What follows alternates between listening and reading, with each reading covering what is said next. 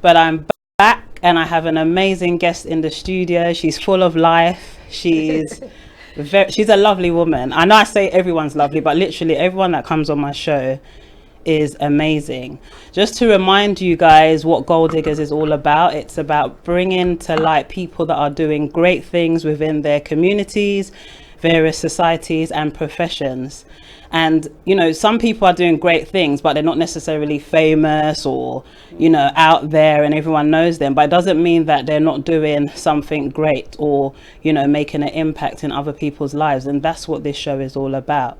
So as I said, I have this lovely woman in the studio. She's called Rachael Buabeng. She's the founder of Mummy's Day Out, and it kind of sounds like a bit of a joke, but it's a very serious organization and she's doing amazing things. Before she comes on, I'd just like to say a big thank you to Omega Live TV for producing this show. And Omega Live TV is powered by Omega House Multimedia Company, which is situated in North London on West Green Road in Seven Sisters. Please hit that like button. We're live right now on Facebook and we're also live on YouTube. And on YouTube, we are Omega Live TV as we are here on Facebook. So, Rachael, hello. I've finally seen you. You're finally here. I'm here. Yes, Thank you are. And as I was saying, you know, I think you're amazing and I love what you're doing. Thank you. And, you know, that's what this show is all about. Thank you. So let's just crack on. Let's go right into it. What was your childhood like? Wow. It's all these questions are going to lead up to where we're trying to go. So just bear with us. Yeah. What was your childhood like? My childhood, I grew up in an area called Canning Town. Wow. East London, massive. East London, through and through. My mum came to the UK when she was quite young, so early, before she was 30, with my dad. And they lived in Canning Town. I have a brother and a sister and some other siblings as well, but they didn't live with us. And my parents kind of just gave us a lot of responsibility. So we had things like cooking Sunday dinners and whose turn it was to do the Sunday dinners. Like that real family. Yeah, really family orientated. Looking after my siblings. I always say that I literally was the mum to my sister most of the time. Well, I thought I was. I used to act like I was. And we just always tried to come together, have meals together, things like that. You know, not every day, but on Sundays and Christmas and stuff, like we made sure we sit together and have meals.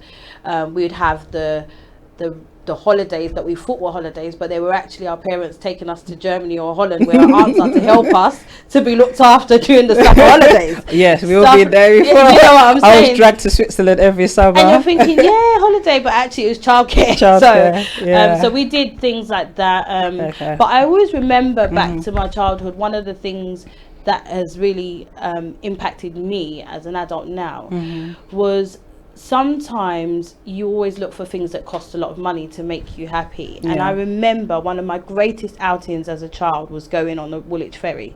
Wow. Little did I know that the Woolwich Ferry was just a form of transport to get from one side to the other. But my mum would say, right, today we're all going to go to Woolwich. We're going to get on the Woolwich Ferry. She'd take us to the top so we could see the water. We'd look through the windows. We'd get to the other side, literally eat fish and chips on a bench and come back home. And those types of trips really touched me, and they've stuck with me. Yes. And they've made me kind of who I am. I appreciate smaller things. But we've also had the holidays to Ghana and to, you know, Europe, France and stuff like that. But it's those things that were really, really time when we spent together and we enjoyed each other's company. My mum was very encouraging and very, very pushy about education. Which is very important. Yeah, so always telling us to get our education. So, I mean, childhood-wise, I had quite a nice, you know, upbringing and a friendly environment, I would say I grew up in. Loads of parties and family affairs, enjoyment, lots of enjoyment. Well, when you're from Ghana, that's what we like to do, isn't it? Exactly. So it's all part of the upbringing. Well, it makes a lot of sense, you know, why you're like this, because obviously your upbringing, I believe, plays a very vital role in the organization that you've established. It does. So do you think that this obsession, I'd say, or this passion that you have for, you know, childcare and mothering and mothers, is it something that, do you think it's your childhood that installed that in you, or is it something that you developed as you became a mother? Yeah, you know, when I was growing up, I used to line up my cousins. So there were ones that came after me, and I just used to line them up and teach them. I don't know what I was teaching them, but I thought that I was the teacher. Okay. So I used to actually role play that out as a child myself. Did you do the pretending that the dollies were real babies? All of that. All that stuff. All of that. I did all of that and more. I used to pretend I'm the mom and, you know, put babies on my back. All those types of things that made me feel like I was caring for somebody else. Yes. Little things like at the age of 8, I did a charity fundraiser at school just to help other people. Another thing that my mum instilled in me, just always thinking about others. Sometimes she does it a bit much, but she always puts other people first. And it's kind of just trickled down onto me that I'm always thinking, right, how can I make someone else happier? And then in terms of organizing things, I remember at the age of 10, it was my 10th birthday, and my mum, I went to her and I said, Mum, can I have a party? And she said, no. Straight blank, no, you're not having a party. Forget 10, I don't care. You're not having a party. So I went to my dad. Okay. Because that usually works. And I went to him and he did his usual So that means yes. If dad says it means yes. So I took that yes and I made my invitation cards. I invited everybody. I planned my party. Your whole party. Did everything. My outfit, everything at 10. Wow. So at about 2 o'clock on the day, the door knocked and the guests started to arrive, and I was like, Mum, but I told you I was having a party. She was like, what is going on? She took her trolley. She had to rush to the market to get the stuff that we needed for the party, because the party was organised. People had arrived, invitation had been sent out, mums and dads were there with their kids. I had organised this whole party without my mum. My dad was just like, you know, this is just all fun and games. He started playing his music, you know. So organising stuff has just been a part of you, me. And then when it gets to birthdays and weddings, I'm always the one they call on to say, you know, what favors should we give, or what should we do, so it's just kind of just manifested from there. In terms of childcare though, because I think I looked after my sister quite a bit and then looked after my cousins and stuff like that, I just developed a passion for looking after children and went on to study childcare, which at the time was actually quite a challenge, because my dad was like, this is normal for you. Caring for children is something you know how to do. So why are you going to study it? And in a typical Ghanaian home, it's like, why don't you go and do computers, or why don't you go and do law or nursing? Yeah, exactly. So I had to really fight my passion and let him know that this was something that I really was interested in. Went to college and then went on to uni to study child development and business together. Okay, that's a good combination. Yeah, with the intention of hopefully starting a nursery or something like that in the, you know, in the future.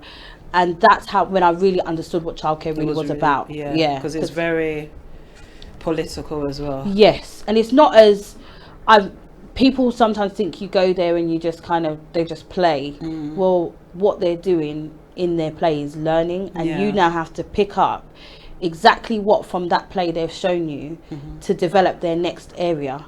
So if a child can now use a scooter, what are you going to do to challenge them? It's literally a lot more than what people think it is. They're not just there playing and jumping about. A lot of people think it's a way out of studying the real things, like engineering or accounting. Exactly. Or, you know, they just think it's a way out, like doing health and social care. And I actually studied health and social care, and it's not easy. It's not easy. You got no theory. Your English has to be on point because you're teaching children English. There's a lot more to it. There's even a part of like learning the difference between jargon and street language, and you know, Queen's English. And I was like, wow, like there's loads of elements to health and social care. Exactly. And we miss, you know, a lot of people miss that. So when I did go and study childcare and I did start managing a nursery, and my dad stepped into my office and looked around and was like, so this is what you are doing. And he was like, wow. And there was one day when they were just getting rid of everything, and you know we love to ship things to Ghana, so I just said, Dad, can you come to the nursery, because all this stuff is about to go in the bin, and it could have good use. And he came and he just looked around like, wow, so you're the boss. And I was like, it's me.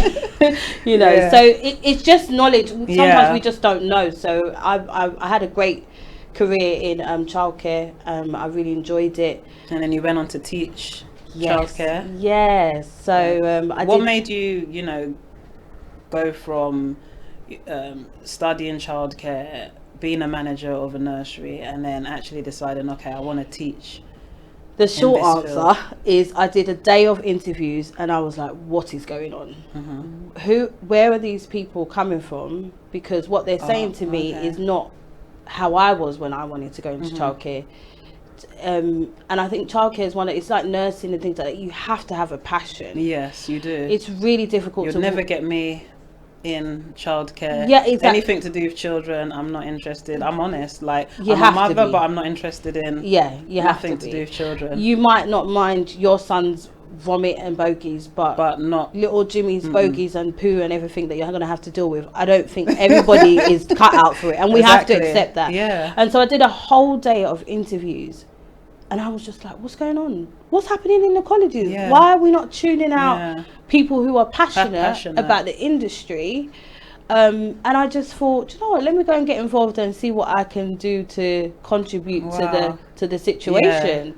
To that community. And then, like you said, a lot of people had signed onto these courses with the wrong intentions, thinking it was different, and got there and it's quite hard. You know, it's quite hard to write the reports and analyze the development against it's a lot. Anything to do with caring for a human being, whether it be a child or an adult or an elderly person, it's a lot of hard work. It is, and people don't realize that. They think it's the easy way. Oh, let me go and do care. Oh, let me go and do this. And it's really, because when anything goes wrong, that's when you know that you're in a crazy situation. And the thing is, the possibility of something going wrong is very easy. Exactly. Because you're looking after somebody's child. I'm so glad that I was in the industry before I became a parent, because I would have been the most annoying parent in the world. I mean, you know, you would turn up and maybe something's happened, or their clothes are dirty, or they've you know, put all paint all over it. I understand why that happens, because they've been exploring. Yes. And we're not stunting their exploration, but to a parent, you're thinking, why have you ruined my clothes? Why weren't you watching them? But me now, when I pick up my daughter from nursery and she's dirty, I'm like, yes, she's been busy. That she's had a good day. But I've got that knowledge of what goes on the other side. So there's a lot of, sometimes just, you know, you're not sure what's really going on in there, and a lot of people use it to a means to end, so they can go to work. It's childcare. Just look after the child. We don't want to know anything else. And we're there flagging them with these reports, and they're not interested. Especially in a nursery, you're like, I just brought my child here for you to look after the child. Right. And you're doing all this. Oh, it's report day and all this, sign this, and you know, my daughter's nursery. They get you to send in pictures and things that go on at home. Oh, okay. So we'll find a ladybird, and I'm like, I miss those days. I mean, I think things have really developed in nursery since my children were in nursery, because that's like such a long time ago. Yeah, I can imagine. When my daughter was in a creche. Yeah, I mean, all these things weren't happening, like reports and taking pictures of what it wasn't really happening like that. So it seems like things are getting better and progressing. Yeah, exactly. And people are taking the whole childcare setting, you know, to a different level, because that's where they actually do learn. Yeah. You know, that's where children, and that's when, you know, like you pick up things about your child. Exactly. You know, even disabilities, whether they can hear, whether they can taste. At that young age, it's so important to pick up. That's when you pick up these things. Yeah, exactly. Moving on, we're going to get into, you know, Mummy's Day Out and stuff like that. So we're going to talk about why you started Mummy's Day Out, which was not the best of situations, but you went through a traumatic pregnancy. Yeah, I did. Yeah. You know, you got married. Yeah. And you was enjoying. Everything was sweet. Everything I was thought lovely. life was, you know, I've done my parents And you wanted to have loads of children, you told me. I wanted 6 children. I had put it out there. I told everybody, anyone that would listen, anyone that was breathing, I said I wanted 6 children, and I'm going to have these 6 children, and whoever I marry is going to have 6 children with me, and we're gonna get on with it. And we got married, and it was just, everything was sweet. You know, we were just enjoying life, and you know, and then it got to the point of trying for a baby, and it didn't just happen straight away. You know, people don't tell you their journey of getting pregnant. You think you just get pregnant, you know how to do it. Well, so for some of us, we just some of you breathe and you get pregnant. But for some of us, it was like, hold on, what's going on? And it wasn't actually necessarily a problem. It just took a little, maybe because my mind was on it so much and stuff. So we got pregnant with our first pregnancy, and it was mind blowing and shocking because I think I found out I was pregnant. And I wasn't that far on, and then I started to vomit, as in just throw up. Yes. And it just didn't stop. It wouldn't stop. It wouldn't stop in the morning. It wouldn't stop in the night. It wouldn't stop in the evening. It was just constant. When does this sickness stop? And then I found myself, because it's the first time I've ever been pregnant. I don't know what pregnancy feels like.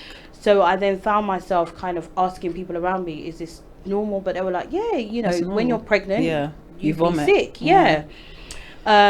And then it got to a point where I was getting very poorly, and I was having to go into hospital, and when I'm being hospitalized, I'm being put on drips, and by the time I got to 11 weeks and 4 days pregnant, I was in hospital.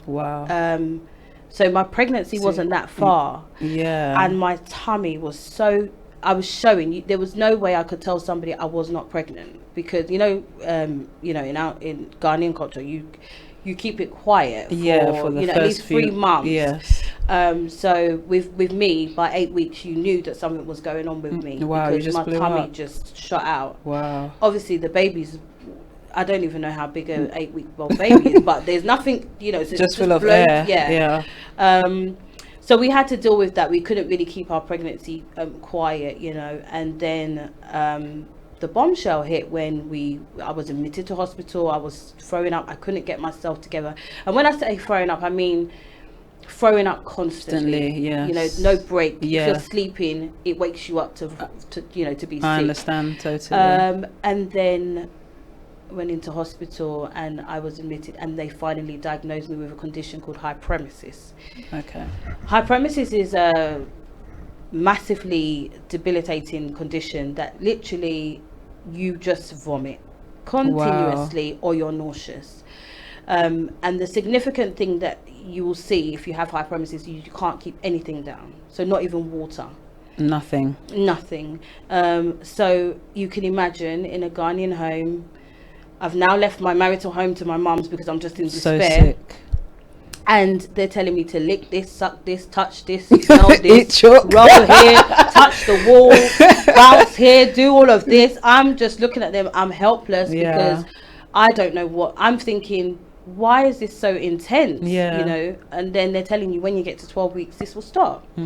Anyway, got admitted into hospital at 11 weeks, and they finally said it's hyperemesis. This is what we have to do. So there's different medications they can give you, and I was on drips and I was getting medication. So did you ever keep food down? When I was in hospital, I was in hospital for at least 5 days, because as I was keeping food down, then I'll just all of a sudden start being sick again. So they couldn't release me at that time. There was a lady opposite my bed who was suffering with hyperemesis, and I was watching her thinking, what's going on? Like, how comes they know what's wrong with you, but they don't know what's wrong with me? And she explained to me what's happening to her, but I didn't connect the dots. So it was only until after she told me what's happened to her, then the doctors diagnosed me with it, and I was like, oh, okay, we got the same thing. Hey, we rolling together. And she was still there, and then I got discharged. Got home the Friday night, and I remember feeling a lot of pain. I was still being sick, and so my husband and my dad were like, why have you carried all of this back home? Why are you not still there? And then Saturday it continued, and subsequently from that moment I was having a miscarriage. So the pain I was feeling was actually contractions of this baby at 11 weeks and 4 days. So it was a bit of a shock for everybody, and obviously you can imagine everybody's now seen his belly. So what do you now do? It's my first time ever being pregnant, my first time even experiencing anything like this. So you suffered a miscarriage. So suffered that miscarriage. And what was it like suffering, you know, having a miscarriage? Because I always wonder, you know, obviously not all women have miscarriages. I've never had one personally. So and I just always wonder, like, how do you move on past a miscarriage? You know, it's really strange, because my pastor said to me, you need to have counselling. And in our community, we don't talk about things like this. We don't talk about going to get counselling. We say, let's pray and, you know, move on. And there is a power in dealing with what you are actually feeling, because if you don't, you're masking it for everybody else, and eventually it's going to rear its head. So what I had to do is I followed my pastor's guidance, and I went to local counselling, and actually I went there and we just had a chat, and she was just like, you look put together, your makeup is on fleek. She was just telling me about how great I look, and I was thinking, oh, okay. And it just helped me to accept what has happened and to move to the next stage. And then I literally was like, I want to get pregnant again. That's good. That's all I wanted to think about. Obviously the doctors, family are saying, you know, you take it easy. I didn't want to hear that. You just wanted to... No, I just wanted to get pregnant again. I just wanted to get on with it. I know that's not the journey that many women can go on, because it's quite hard. My pregnancy was very early. And although I laboured, because I literally had contractions, I still didn't really get what was really happening. It was kind of like it took me rather than me going through it. I just went with whatever was happening. So we got pregnant again. So how did you manage? Because obviously you had high premises. Yes. So this time round, we know what the condition is. We know that I have it. I'm likely to get it again. So immediately when I fell pregnant, the doctors started to give me suitable medication for it. And again, in pregnancy, no one's going to encourage you to take loads of pills.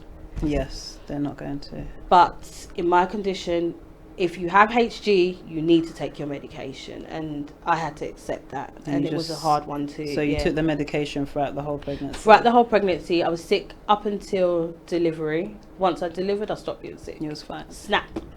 Back to normal? Back. Just like how I did it as well. Just 2 weeks I was in Oxford Street shopping. So guys, if you've just tuned in... We're in the studio today with Rachael Buabeng, and she is the founder of Mummy's Day Out, and we're going to talk about that right now. If you haven't hit that like button, please hit it so you can get updates of all the Omega Live shows during the week, and also follow us, subscribe on our YouTube channel, which is Omega Live TV. So Rachael, Mummy's Day Out, how did you come up with that concept? So when I gave birth to my daughter in 2015, there were several women around me that had had a baby. So I wanted to bring everyone together. I told you already, I used to organise all the party link-ups and family gatherings. So I decided that I would bring the mums together, but not just any way. We're going to go somewhere nice. We're going to do stuff that we used to do when we were not mothers. A lot of the time what I've found on this journey is that becoming a mum also opens up a serious amount of isolation for many women. You don't feel like you can go out, you may not have childcare, or going out is a challenge because your child's going to go and cry there and you don't feel comfortable. I mean, you're right, because I used to feel like that, and obviously I had my children a long time ago, they're teenagers, and at that time we didn't have social media, so there wasn't the support groups. And you know, it's funny because when I look at what's going on now in the group that you have and others have supporting mothers, I'm like, I wish there was something for me like that, because I went through the postnatal depression. You know, I went through the feeling like I look horrible, and you know, I don't look the same, and you know, I didn't want to leave my house. I didn't even want to go to church. And, you know, the pastors would be coming to my house, and you can't tell them what the real reason is, that I'm actually depressed. because nobody would understand. What do you mean you're depressed? This is one of the you've biggest got, you know, you've got a partner, you've got that happy home, because at the time I wasn't a single parent at the time. I had a partner, and I couldn't even tell him that I was depressed, because what are you depressed about? Yeah, like, I'm doing everything for you, you know, and it's really hard for even just being a wife, just being a woman. Like, we go through certain stuff that we're all going through it, but because we don't share, we're not sure. But with this mum networks, we're sharing, and we're realizing that we're all going through similar stuff. Exactly. Some people have a resolution to that stuff. Some people are like, need help, and we're able to come together and put together something to support one another. So we met up and we went to afternoon tea, which is something I would have done a lot of the time when was that the first, because I've got a list here of the, you know, the concepts you've come up with, and I want to talk through each one of them, because I think they're really important. But what was the first ever, you know, meet up? The first ever event was at Holiday Inn in Stratford. It was a afternoon tea, and there were 16 women, and we just literally went. But I just don't do things by half, so I got loads of sponsors to give us vouchers or so goodies. you went full vim from the beginning. But most of these people I knew, but as I said, I don't do things by half. So I was like, if we're gonna do this, I'm gonna do this properly, nice. And I had a friend, she does luxury weddings. She runs a company called Lachette Fair, and she does luxury weddings all around the world. And I was getting a lot of support from her, and she was just encouraging me, really encouraging me, really pushing me to, you know what, if you do this, it could actually be something else. And lo and behold, it did. So we had 16 women there, we had afternoon tea, we had a good chat, took some pictures, put it on social media. And how was it like? How was the feedback from the first event? Do you know, it was just lovely, because everyone was able to just be themselves. Breastfeeding is breastfeeding. Some people had never breastfed in public because they didn't know how it would be, but in that room we had like a sliding door. They could just feel free. Some people don't even understand the benefits. I was a 19-year-old mum. I didn't even understand the benefits of breastfeeding, so I didn't breastfeed my daughter, and these are things I regret it. But these are things that now, with social media and with the internet and with these network groups, you can talk about. There are some people that really struggle with breastfeeding but don't even know who to ask for help. And sometimes you're just doing it wrong, or sometimes it's actually just not for you and your baby. Your baby is just not interested. Get your formula and stop killing yourself to try and meet up with Sally over there, because you've got to know what, you know, obviously we'll encourage you, but you've got to know your limitation, because these depressions that then sit on us are because we're looking at everybody else's journey and how they're doing things, and we're not feeling like ours makes sense. And then you end up spiraling into a really low place, and it's very lonely. You're at home most of the time at the beginning. I don't know about you, but I know I weren't really meant to be roaming around in the first 40 days. I was just like, what is this? Sod this. Push chair. I bought push chair. I'm pushing, you know, and I was going out. But you're supposed to just be in a place of just kind of just getting to know your baby and taking it easy. But doing that all on your own, everyone's going to work. If you're a hardworking woman and you've been going to work every day, you know, you're CEO, you're this, coming, just being down, at home, it's almost like you feel like you're coming down. You haven't come down, it's just a different part of your journey. And that alone can set into a depression, because being a working mum, or like you said, a CEO or founder, or have a high position in a workplace, and then all of a sudden you had a baby and you have to stay at home, it can be nerve-wracking. And sometimes you can't move for 20 minutes because that baby's going to wake up and you just need a break. Sitting down under arrest for 20 minutes or even 2 hours sometimes, because if you move, the baby's going to wake up and you just need a moment. So let's talk through the concepts. First aid for parent and carers I found quite interesting, because I was like, that's like, I wouldn't have thought of that that's that's really important. Very important. Very, I don't very, know how very we miss important. It, you know, because what would you do if your baby just stopped breathing at home?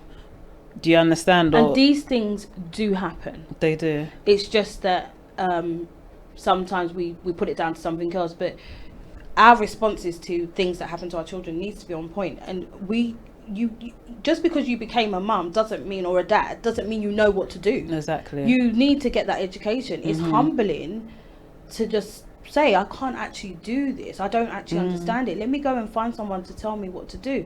So we teamed up with a company called Daisy First Aid, and they came on and put on the first aid training for parents. It was very laid back, but giving you the key points of what you need to do if something was happening to the child at and home. We need it. Grandparents need it, aunties, uncles, we all need it, because these days these kids, they're taking certain risks in their house. So we need to be drinking bleach, all these things that happen, and you think, did I respond well? Burns are very popular, very common childhood issues, cups of tea and things like that. And you can get in a lot of trouble for burning your child, right. I've seen someone go through that, and and not on purpose, just accidentally the child just kept burning themselves, and then they start thinking, well, what considerations have you made? But if you understand how to repair the condition, like if someone got hurt, whilst you're learning your first aid skills, you're learning about risk assessing your home. These are little skills that your house, how it was when you were not a mum or not a parent, is not the same house it can be when you have children. You have a child crawling. My fish tank currently is in the kitchen on top of the window lid, not on the nice shelf where it was before, because my son keeps trying to take the fish out.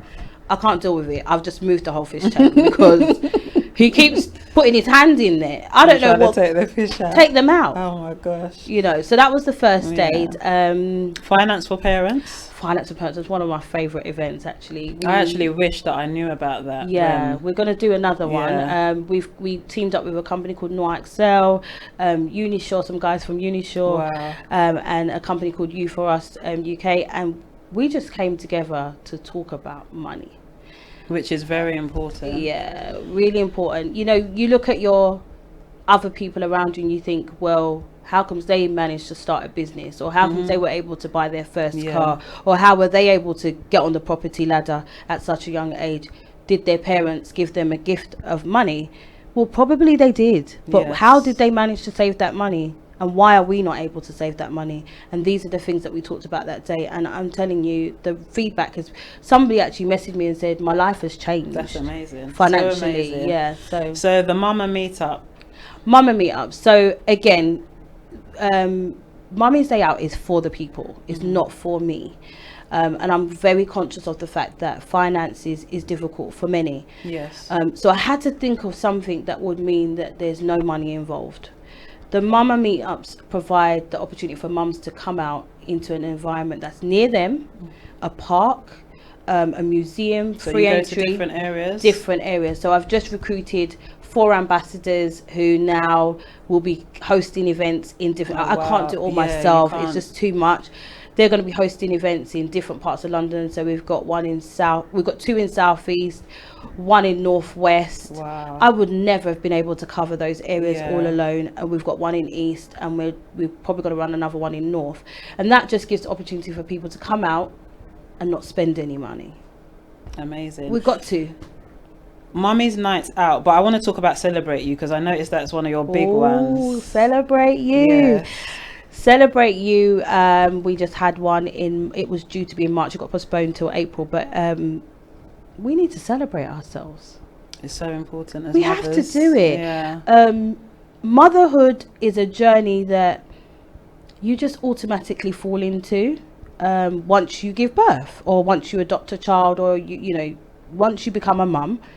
You just fall into it. And what I've noticed is that once you become a mum, that's not your life gone, but that's it. Because after becoming a mum, you now become a grandmother. Because I watch my mum and I'm like, that's me soon. It's never ending. It's like, that's it. Once you give birth, you're got to know that you're always going to be a mother. Then you're going to be a grandmother. So it's never ending. And then what happens is on Mother's Day, we all get these flowers and all these things from other people, which is great. But one of the things that I noticed even about myself, I never celebrate myself. Not enough. Every day I need to be waking up and saying to myself, you know what, girl, you smashed that. You did a good thing today, or whatever. Because for someone to love on you, you need to be loving on yourself. And so Celebrate You just brings that it brings you into an event with that mindset. So you're already thinking about, I'm celebrating myself. This is about me. Our last event was at Chanel Ambrose's creative space. You invited me. I couldn't come because I was in Ghana. So lovely. It was just nice. It looked like it was amazing. Had a bit of meditation. We talked about weight loss and body, you know, and we had something to eat. Did makeup with Annie Nims, and it was just about us. The kids weren't there this time. Normally we had the kids. It's just about us. We had Prosecco. And is that similar to Mummy's Night Out? So Mummy's Night Out, that's a bit more lyric. Make sure you invite me to the next one. That's a bit more lyric. I have got one in the pipeline. It's just locations are sometimes quite difficult because of the fact that, again, cost needs to stay low. We're not trying to, you know, put people in a position where they can't engage. So we just go out, we play a few games, and we have lots to eat and drink. That's good. And it's just fun. Yeah. And you've got fun days, and that's obviously to do with the children. And I mean, let's talk about your very first fun day. Oh my goodness, I was so nervous. Yeah, because that looked really good. I was so nervous. I was thinking, I went to this venue. One of the mums said, let's have a play date, and we all went to this venue. It's called Under One Roof. We went there, and it was amazing. And as I'm walking around the venue, I'm thinking, this is a spot for me. I'm going to use this spot, but I didn't know what I was going to do. Okay. And again, Mummy's Day, I was still quite young in terms of, you know, growth, and I didn't know who would help me, how it would be funded, what would happen. And I just looked around and I thought, you know what? It's going to be a party. What would I do if I was going to have a party? Because it did look like a big kids party. Like literally a big kids party. And Tolu, who had written a book at the time, he was doing a tour reading his book, and I just hounded his agent for ages. Yeah, that's what I was like. That was such a good thing. So lovely. He came and read his. So who's Tolu? Because for those that don't know, Tolu wrote a book, The Dancing Frog, and he is a comedian. And he came down, read his book. You know, it's someone who we all follow on Instagram. We like his jokes, you know, you follow his family journey, and then you bring him into the environment with the people. The children are looking at him like, oh my gosh.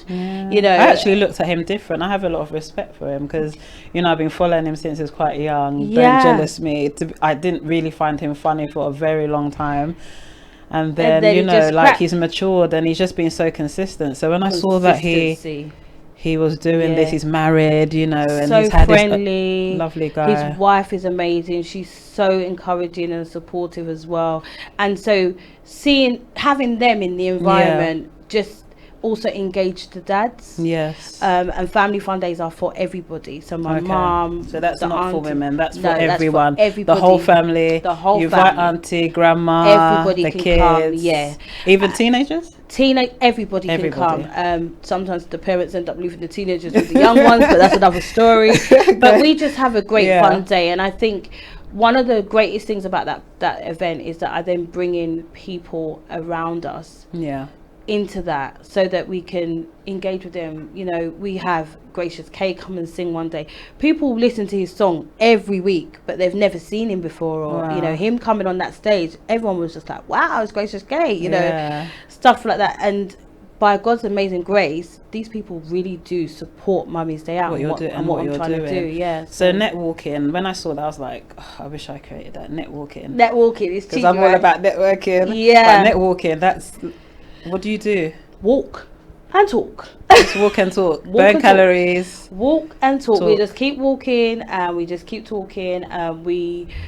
If you've got a business and things like that, you'll generally start talking about that whilst you're there.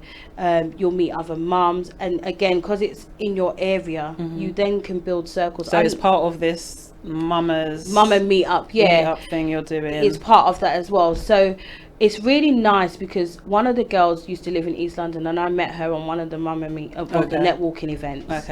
She's one of my close friends at the moment. We talk every day. And you met through this, But then 2 other women have made friends, and now they all meet up to do their children's hair and all that stuff. This is now 3 years in of journey. So the children are now become older, what we used to call cousins, because everybody used to be your cousin. So that everyone's cousin. But these kids won't let you call them cousins anymore. Whose sister are you? Yeah, exactly. No, when I said to my daughter, "That's your," what do you mean that's my cousin? How we related? They want stats. They want receipts. So they want to know, like, no, that's not uncle's daughter. That's not exactly. That's so not they, I mean, we've really built some really amazing relationships from that, and that's really good. You know, it's just amazing. You know? So I read on your website that you help support people start their businesses. How do you well, mothers, not people, mothers, because this is all about, you know, mothers. How do you support mothers that, you know, want to start their own business? The biggest thing is starting from the point of celebrating each other. I've found that when one of us have said, oh, I can do this, the rest of the network starts encouraging each other. Well, why don't you sell it? I'll buy it. And that alone gives some people the push. There was one lady, she used to make these creams, and she just brought it out one day, and someone used it and was like, huh, can I buy some, please? That was her starting her business. And then I haven't got all the answers, but there are a lot of people in the industry that do have good knowledge and skills. You connect them. So we bring them in to a room. We sit around a table. If you've got questions, you ask. If you've got, you know, problems, you can ask. If you've got collabs that you can do, I've got this product, can I work with you? Just creating that atmosphere for people. I've noticed that's what happens, you know, with your thing, is that I've seen some brands popping out, and these are women that I've probably met and didn't have. One particular one that I remember was a lady who started a premature babies page, essentially like a blog. And one thing that she highlighted was that premature babies don't get celebrated in the way that non-premature babies get celebrated, and it's a simple reason. When your baby's in an incubator, you are not taking a picture and dashing it on social media for everyone to click like. You're busy trying to just navigate the wards and all of that journey, and it's a shock. You're going through a lot of emotions. She's created a platform where she celebrates those moments. Oh wow. It's exceptional. It's amazing. And I remember she messaged me at a time when I was actually quite poorly, and I was responding to her because the passion and the whole story that she was telling me was so amazing. And I just encouraged her. I didn't really do too much, just encourage her. And then since then, we run a WhatsApp group. I co-run a WhatsApp group with over hundreds of women in there. We share ideas, we share our products. Oh wow, I'm jumping in. Jump in. I'm jumping into there. Sometimes we do talk about stuff and it gets a bit technical, but you know how WhatsApp groups go. I always say to people, you can join, but mute the group. I'm joined to so many groups and I just mute them, but the irritating thing about muting groups, they still pop up. So they do. So you see the light, isn't it? Yeah. Like some WhatsApp need to just, when you put mute, like don't show up. Just leave them there. But we have good conversations, and you know, even someone will say to you, a builder. You know, you always want that word of mouth. Way to connect. I was going to ask you next, do you take into consideration single mothers and fathers who parent alone, and how do you support them? Because one thing I noticed when I went to one of these mum events is I felt a little bit intimidated, because I felt like I was one of the only single parents in the room, because everyone came with their partners, their husbands. And you know, sometimes it's like, this is supposed to be for mums, but then everyone's coming with their husbands, and you know, then it defeats the whole object of getting mums together. So it's like with your organization and some of your, you know, your events, and also, do you make sure that you say, okay, don't bring your husbands, or if it's for single, you know, like this is just for mums? Like, when it's a mum event, the dads can't even handle what gets discussed there, so they just need to stay at home. It's okay. But I think one of the greatest things about the network that I'm running, by God's amazing grace again, and I continue to believe in this strongly, only the women that are genuinely there to support one another come in that environment. If you come with a stank attitude, or you know, you're not here for that real networking, you won't survive in our environment, because it's genuinely a peaceful environment. Everyone's there to support. So whether I might not even know that you're single, because we don't even talk about those. We don't even go that way. That's how it should be. And if we talk about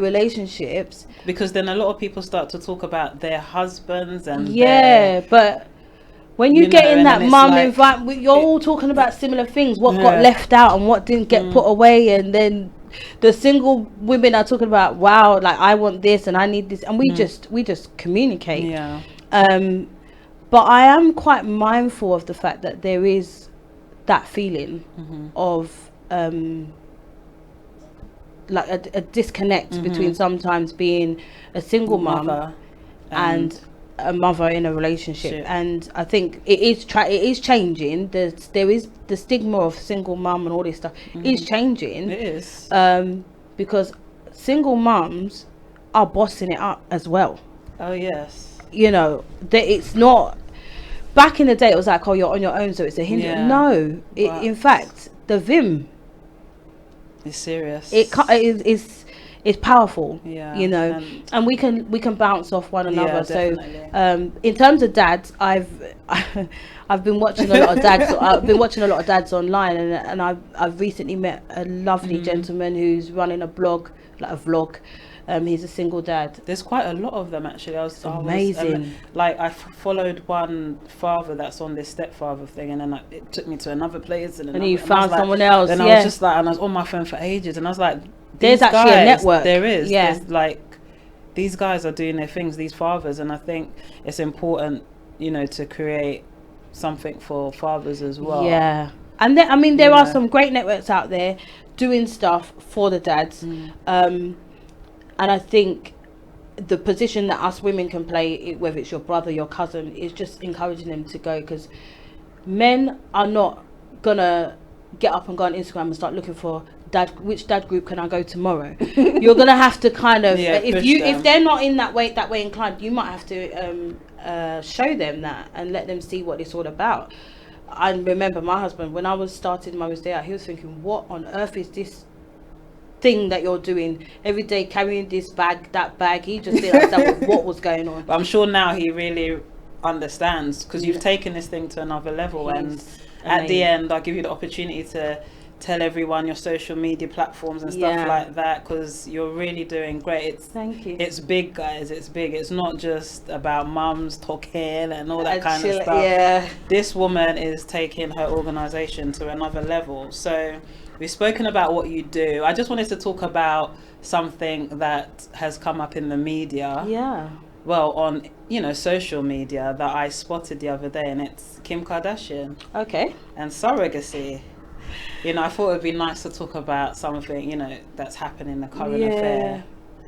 You know, switch it up a bit. What's your views on surrogacy? And obviously, the thing is, people might say, okay, she's famous, she's got a lot of money, she's wealthy, so she can, you know, decide whether she wants to give birth or not. But what a lot of people don't understand is that she was actually very sick during her first 2 pregnancies, and that's obviously why they went down that route. But you know, what are your personal views on surrogacy? Celebrities have a hard time because they are celebrities, they're in the eye, so they just get, you might not understand the back. But I think because I've suffered with hyperemesis, I can understand if somebody has been so poorly to the point that they feel they can't carry a child again, which for some would be very, very difficult to understand. And yes, she does have money, so she's using her money how she wants to use her money. And then obviously there's some people that cannot, you know, actually conceive to even have the choice. And I think with the way the world has gone and how advanced we are, I mean, without it being, you know, an electronic baby or something, that I don't think I would be too understanding about that. However, look back in the old days when your auntie was looking after another child because she never had kids and things like that. Mothering instinct and mothering adoption and things like that, it's, you can't just void some people out and some people in. If they feel they've got that instinct, then why not? Definitely. Surrogacy will help people who genuinely cannot have children. And I think I watched a Insta Live last week, and there's a lady, she adopted some 2 children, I think, and what she said is, you've got to understand that they don't fill a void, you've got to understand your why, what you're doing. So if you think it's a quick fix, I'm going to go and do, then, you know, sometimes that doesn't really work out. Yeah, you know, but surrogacy used to support a woman who's trying to have a baby or really struggles in pregnancy, I think it's fine, you know. Well, that's amazing. So talking about social media and how powerful it is, because if it wasn't for social media, Mummy's Day Out wouldn't be this big. You know, what people have you attracted to your, what celebrity mothers have you attracted to your brand? Not celebrity as such, public figures, I mean, that have just been, you've just been like, wow, like this woman's interested in what I'm doing. And you know, let's talk about a few of those. I remember I was so shell-shocked when I starstruck when I said to Claudia Lisa Armour from Channel 5, and I said, can she come and speak at my event? And she said yes. Wow. Well, I think I screamed for about 10 minutes. I was like, oh my gosh. And that's the power of social media. Like you can just send someone a message and they're just like, and you're like, really? Yeah. And I have a friend who, you know, so there was a connection there, but it was the fact that the thing that I'm doing, the fact that someone can see it and really believe in it and support it, that was amazing. Even some of the performances, so Little Princess Dancer, she came and danced Princess with her brothers. They came and danced. Her mum's my really good friend. Her mum just looked at my page and looked at what I'm doing and believed in it. She's an amazing woman. Supported. That really touched me. I remember I spoke to her and I thought, oh my gosh, this woman is amazing. We talked for ages, our batteries even died. Yeah. And she came out with her family to support my event. Good. And that was just so touching, with her children.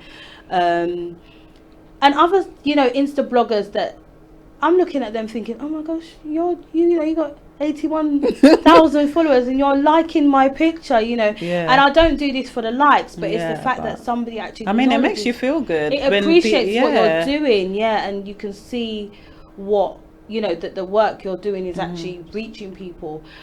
But I have to bring it back though, non-celebrities, all those mums that come to my events, they are my biggest, they make everything I do make sense. Yeah. Because sometimes I'm thinking, why am I doing this? No one's buying a ticket today. What's happening? And then all of a sudden, all the tickets will be sold out. I'm like, oh, what happened? Yeah. They are the people that really, really give me that passion to keep going. And when someone says to you, I haven't left my house for a week, but I came to your event, it just changes everything. The price of the ticket everything, or whatever, it just changes it. You know, you're doing something that is it's a ministry. Lives, you know, it's kingdom work, it's ministry. You're helping somebody, and in that, I'm helping myself. Yeah, you know, because I'm still a mum. Yeah, and I'm still going through similar things to them. I'm still in the front room with pasta here and this going on, and trying to work out why the Lego can't stay in the Lego box. And then I step on it and I'm screaming, and the kids are like, "What's wrong with you?" Because my foot's hurting, you know, stuff like that. We're all going through it, and it's just an amazing journey to go on. Yeah, so I really love what I do, actually. Talking about the Lego, I remember when my kids were young, and I used to always bash my feet in the corner of the door. Does that happen? And I used to be like, and you're thinking, and I kept doing it. Then I go to the stairs and I'll do the same thing and knock my feet again, and I'll be like, what's going on? Little things like that, just things like that can even get you down really in the house. Because you start thinking to yourself, but am I what's wrong with me? Why do I keep, you know? And it's little stuff like that. And lack of sleep, we don't. Yeah. This is why we have to celebrate ourselves, because we don't actually acknowledge how much lack of sleep affects us. Yeah. It really does. Okay, so moving on quickly, who inspires you? Because we're talking about all this stuff and you're very inspiring. You've even inspired me as I'm sitting here. But I mean, who inspires you in life? Like, what inspires you? It doesn't have to be another mom or whatever, but just what keeps you going. Do you know what, before I had kids, it was my mum. I just used to always want to make her so proud. I wanted to wear that university gown so she could just get that picture, you know. And then now having my children, when I look at them and my daughter's pretending to be me, selling books or selling something, all that stuff, I'm like, you know what, I'm gonna keep pushing on. These children are gonna make me keep pushing on. And talking about books, my book, she's written a book, guys. This is Rachel's latest thing, and I really want to promote it because you didn't tell me about this. I didn't know about it. Yeah, I didn't. So give this enough. is her book, and I mean, what's the concept behind this book? Why? What's it about? What about Agile? Yes. So, What About Agile is literally a compilation of pages of my daughter's questions when she was becoming a big sister. So as she was experiencing the transition, she would ask me lots of questions. What about me? What about me? Along that journey. And so the answers to those questions have now formed this book. And it helps children who are becoming big sisters or big brother, and just understanding that they're not going to be forgotten. They will be loved. They will still get things, but it's just that, you know. And the greatest thing about this book that a lot of people have said is every name in the book is from the Ghanaian Akan names. So we can relate. So everybody well. can relate in the Ghanaian community, but also other children, because when you go to schools now, a lot of people are using their traditional Ghanaian names. Definitely. So those children now can relate to this book, and you know what, it's doing really well. And how can we get this book? How can people buy this book for their children? So it's available on Amazon. I've also got a Coffee and Agile Stories website, so coffeeandagilestories.com, but it's also available on Amazon, so you can get it all around the world. It's being bought in Switzerland, Denmark, all over the place. So it's lovely to see people celebrating this book too. So you're a founder of this amazing organization. You're also an author. But you're also, before we end, I need to let you know this woman is an award winner. So tell us quickly about the awards that you've won recently and what they mean to you. Yeah, this year I've won 2 awards. I won the Glow Mama Best Community Group Award, and that is, it means so much. Everything I've said about bringing people together, getting people out and doing it for them, getting that award just consecrated the work that I was doing, but it also celebrated women. There was a lot of people there that won awards, and it was just a lovely environment to celebrate women. And then last weekend, or 2 weekends ago, I went to the EYMA Awards, Excellent Yummy Mummy Awards. Wow. And I was nominated for 3 awards, and I came home with Inspirational Mum of the Year. Oh wow. And I was blown away, because my journey to motherhood wasn't easy. Yeah. And just the fact that it's now been able to inspire somebody else for me to win an award, I'm just so happy and so grateful to both the organisations for celebrating women. Yeah, I'm happy for you. You deserve it, because it's not easy starting an organisation and really being consistent. Yeah.